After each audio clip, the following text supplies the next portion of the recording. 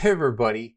So today I wanted to just quickly talk about the best self-care strategies for post-traumatic stress disorder. Now there are a few that I've used and that really help because self-care is tactical, right? It's not an option, right? Think of self-care as like a gear, right? Without it, you're unprotected, right? Sleep, nutrition, hydration, and rest. These aren't luxuries, my friends. They're that first line of defense that you need to really be defensive against burnout, against depression, against breakdown. And when you can really create these different strategies and create this tactical awareness within your life, then you begin to rebuild because regulation comes before reflection. So you can't think clearly if you're in that fight, flight, or freeze response because you're still in the battle. And grounding techniques and breath work and all this different stuff is going to help you calm your nervous system, and it's going to create that emotional space for clarity. And when you can do this, that is when your life is going to shift. But you don't want to do it alone, right? Connection is the antidote for isolation. If you feel isolated, if you feel like no one's there for you, or you feel like you're alone,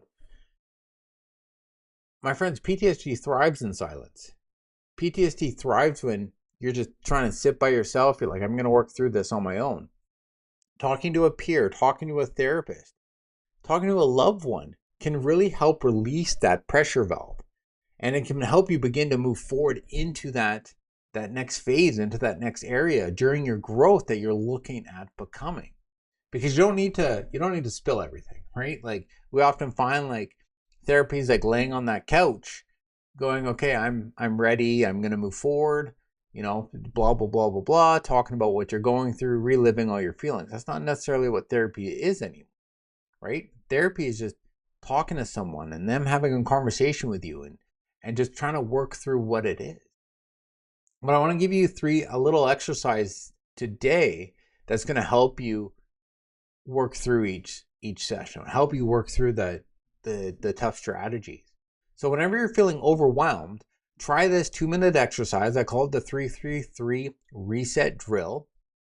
And it's super quick. It's like that 5-4-3-2-1, but it's on the go, right? So you name 3 things you can see, 3 things you can hear, and move 3 body parts. So move your fingers, move your shoulders, and maybe move your legs, right?